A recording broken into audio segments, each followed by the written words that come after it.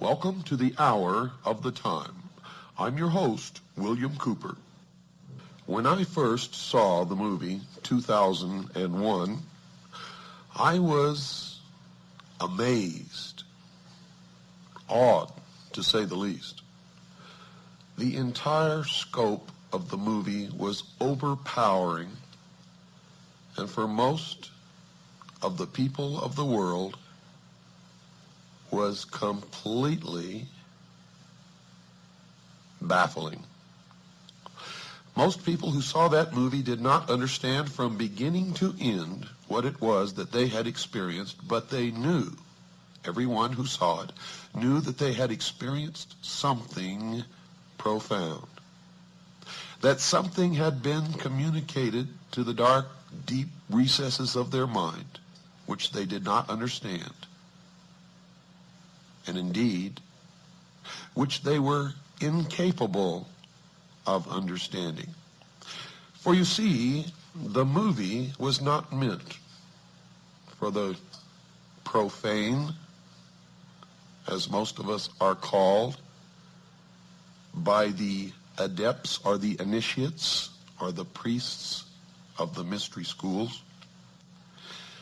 For that movie was a message to those initiates who were well versed in the symbology and the mystery religion of an ancient religion that is practiced to this day in secret. Now I'm going to tell you the meaning of the symbology that you saw in the movie 2001, and then each and every listener should go to their local video rental store and watch the movie again from beginning to end. For it is the story of the entire human race according to the history of the mystery religion of ancient Babylon. Now I can assure you that you will not understand any of what you are going to hear without ample preparation and without a basic understanding in the symbology of the ancient religion. And you're going to get that, and this is going to be a series of programs that will in fact take probably many hours to complete. But let me just go over the symbology of the movie 2001 quickly with you, and then we will go back to the very beginning, to the first primitive human, probably sitting on his haunches, munching upon some vegetable, watching the sunrise in the east. In the beginning of the movie 2001, most people who sat in the theater were struck by the imagery which was presented to them, as they saw first a dark and gray and ugly world. And as that world began to move down from the center of the screen, they saw behind it a moon. And as the moon began to come down with the world that was sinking to the lower part of the screen, behind it you saw the emergence of the sun. What you are witnessing was an eclipse of the sun, partial eclipse. And as the light from the sun spilled across the edge of the moon, it took the shape of the boat of Isis. And the sun, of course, for anyone who has studied the Osirian cycle, became Osiris.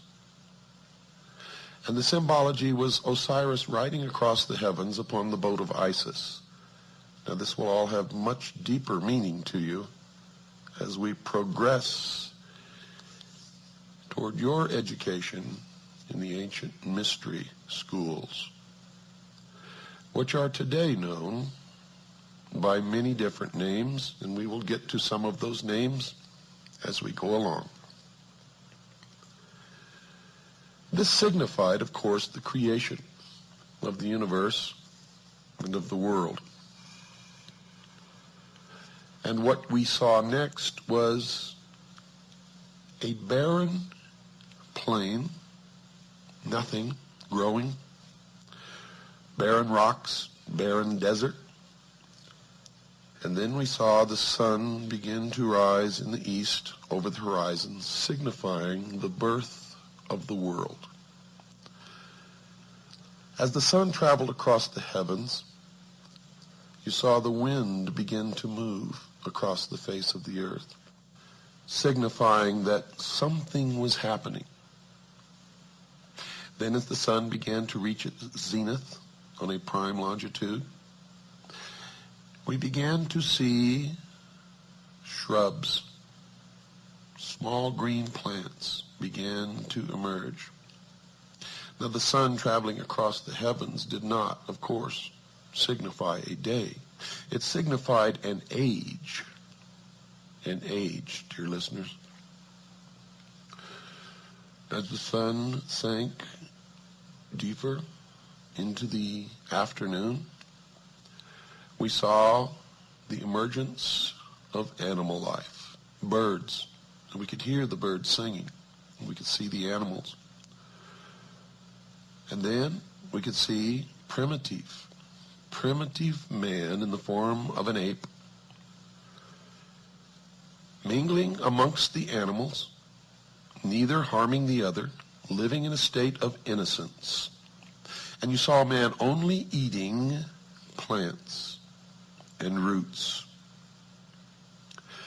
And you saw that even when the animals and man were in competition for food, no one was injured or hurt, but there was a display of waving of arms and yelling and grunting until one or the other moved away. The significance of this was the age of innocence, when man lived in the Garden of Eden, innocent. With the animals, he was a vegetarian. And as the sun progressed farther toward the west, we saw man begin to retreat into the womb. For you see, the passage of the sun across the sky, from the time that it rose in the east, signifying the birth of the world, we saw that as it reached its zenith, its most powerful aspect in the heavens, life began to emerge, first in the form of plants and then animal life. And that the animals and early man lived in harmony together in a state of innocence. This was the symbology of the movie. During this process, you saw a rock formation in the shape of the male organ, the penis. This was the symbol of the mystery schools of the generative force of creation. When you watch the movie again, pay attention to the symbology of the movie. Now, as the sun begins to sink even farther in the west, man and his little tribe goes to the water hole and confronts another group of primitive man, all in the form of the ape. And there's a confrontation. But you notice that no one was injured or killed. There was a lot of waving of arms, jumping up and down, grunting and screaming and screeching, until the group that was at the watering hole and had already quenched their thirst moved away. And then the new group moved in. And then they scurried into the womb, signified by the cave. And there was more symbology there, as they all sat in the darkness with their eyes open in fear. And one of the female apes held a child to her breast. And you were seeing man in the transformation from ape to human. Primitive man evolving to the point where he could think. And then what happened in the movie? Toward the dawn, you heard the humming of bees, millions of bees. And the beehive and bees are a prominent symbol in the mystery schools. It signifies societal cohesion, industry.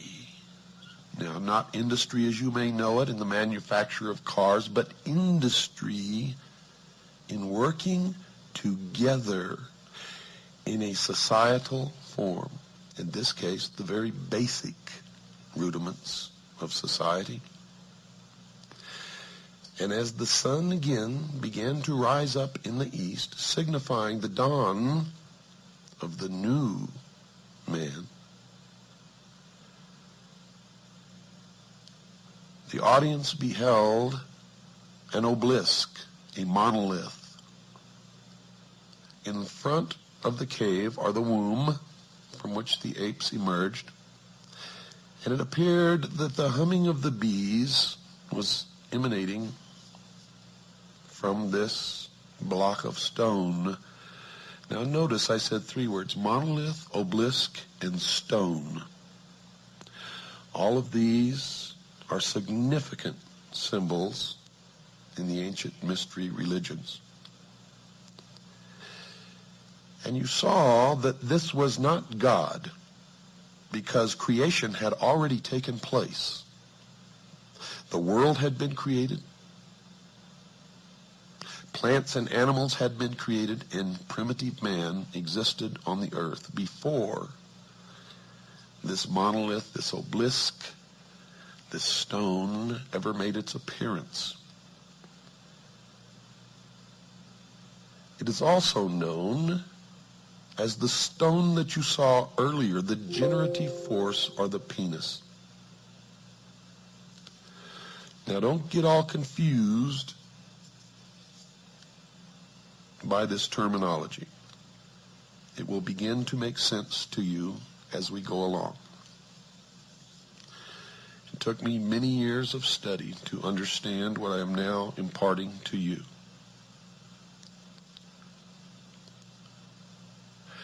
You watched as the apes milled about in great excitement, and one, encouraged by another, signifying Adam and Eve. The one encouraging was the symbol of Eve. The one being encouraged was Adam. Until he actually reached out and touched the face of the stone, and he was imparted intellect. You could tell that something significant had happened because the tone and the general volume of the music changed at that point. And then the other apes began to touch and rub the statue. Now, most people that I knew attributed what happened to some extraterrestrial force. And they were receiving the exoteric interpretation, or that which is meant for the profane, those who are not illumined and cannot understand what it is they are seeing. But for the initiated, what they witnessed was the creation of the world by God and the impartation of knowledge to man, the forbidden knowledge by Lucifer through his agent Satan. For in the religion of the mystery schools, they believed that man was held prisoner in the Garden of Eden by an unjust and vindictive God, and that man was not told by this unjust and vindictive God that he could have the same powers. And man was set free from the bonds of ignorance by Lucifer through his agent Satan, and many believe that the two are the same, and that's okay because maybe they are. And that through the gift of intellect, man himself will become God. Now, for those of you who understand what I am imparting to you now, you may not even have to listen any farther, for it explains everything that has ever happened in the history of man, and everything that is happening now, and all that is to happen in the future.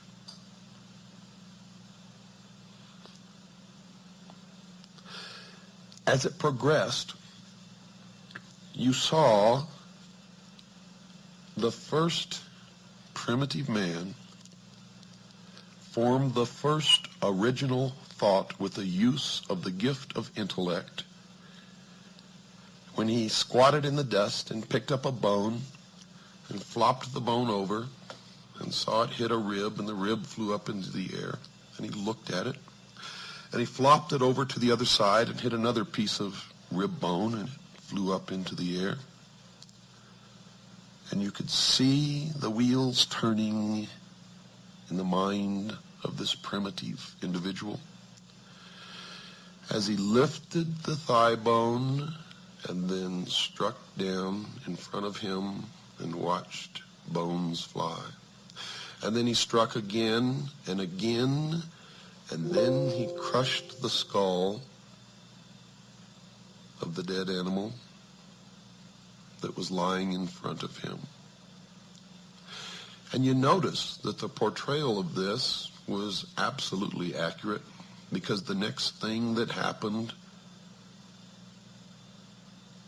was that this new gift, this intellect, and this original thought led to the murder of another primitive human being, in this case of the tribe that had not been given the gift of intellect, did not have the ability to use a bone as a weapon because they had not made the connection. And you watched in the symbology of that movie the murder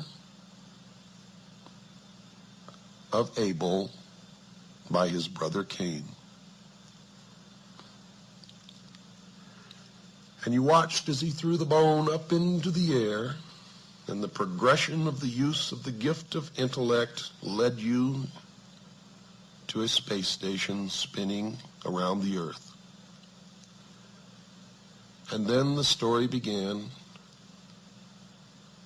of man's journey toward illumination. And everything in that movie was a symbol for something else. Now, the audience sitting, who are what the adepts or the initiates call profane, did not understand what they saw.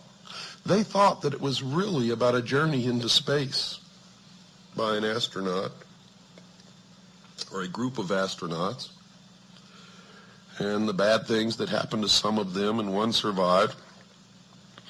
And none of them understood the significance of the obelisks, the monoliths, one on the moon, one in orbit around Jupiter, and the ultimate transformation of the astronaut into a giant fetus floating in space.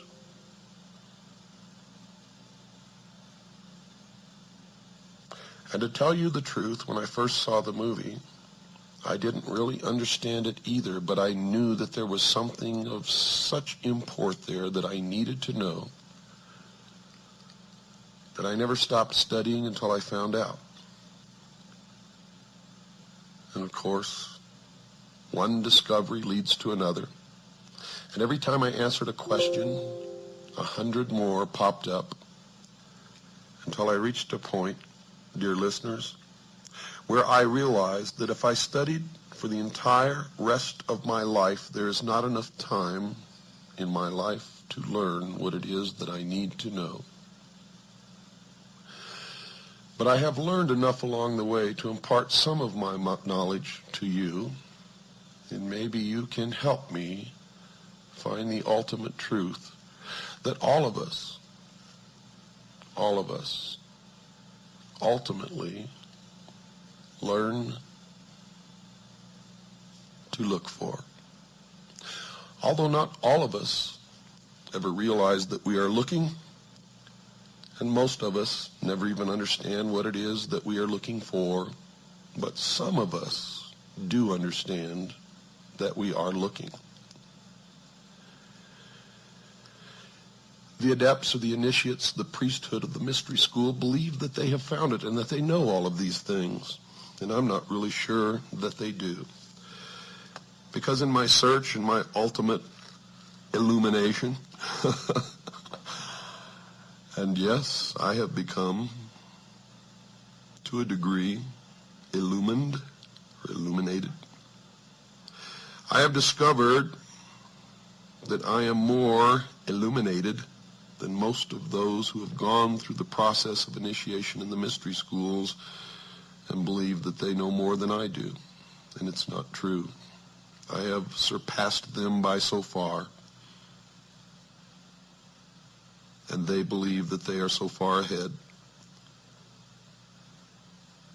that it has become difficult for me to place myself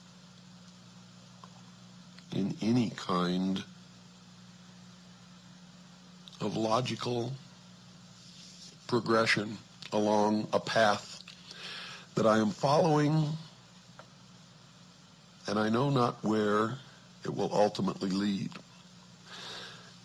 But I know that many have been misled along this path and are worshiping the fallen angel that we know as Lucifer. Many believe that Lucifer and Satan are the same. Many people believe that they are totally different entities and that Satan is evil and Lucifer is not. But Lucifer rebelled against God according to the Bible and was expelled from heaven and flung to the earth to be the master of the material world, the master of the earth. Now, if Lucifer is indeed Satan, how this transformation took place, I am not wise enough to know. If they are different, then I have not yet discovered where Satan came from if Lucifer is not Satan. Now, there are people who have professed to know the answers to these questions and have sat down and we have talked for hours. And I still am not sure that they are right or that they are wrong. And I'm still looking for the answer to that question. But I do know this. Ancient man witnessed something that he described in his oral history and in his writings. And it could probably be called the first UFO sighting in the history of the world. How art thou fallen from heaven, O Lucifer, son of the morning star? Now notice, Lucifer was called the son of the morning star. He was also called the morning star. And there is a great mystery here, because Christ also called himself the morning star. Now, how all that fits together, I do not know, but I have been told by those who have been initiated in the mystery schools that Christ and Lucifer are one and the same being. However, I cannot bring myself to believe that. What you believe, of course, is your own business and is not my intention to make you believe anything, but rather to impart to you what I have learned over many, many years of study into the secrets of those who worship the ancient mystery religions in secret for thousands of years. For you see, that monkey who sat there squatting on his haunches in the desert, striking the earth and the pile of bones with this great thigh bone, was the first priest of the mystery schools. And it was this first priest who then began to initiate others into the secrets. And they are the ones who have been responsible, according to my research, for most of the scientific developments and the forward movement as far as material progress goes of the human race. For they were the learners. They were the ones who developed science. They were the ones who hid their developments and used their science and their knowledge and their secrets to govern others, usually not as kings, but as advisors and as priests, and in all actuality, the powers behind the thrones in ancient times and even today. They have ruled from the shadows, you see, and they call themselves the guardians of the secrets of the ages. And their first religion was called astrotheology, or the worship of the heavens. And their first object of worship was the sun. The second object of worship was the moon. And everywhere you see the mystery schools or the mystery religion, you will see the symbols of the sun and the moon, also known as Osiris and Isis, and the child Horus, which I will explain the meaning of later. Right now, folks, we must take a break. Don't go away. I'll be right back after this very short pause. Sound intellect set him upon a quest that, according to those who say that they know, has never ended.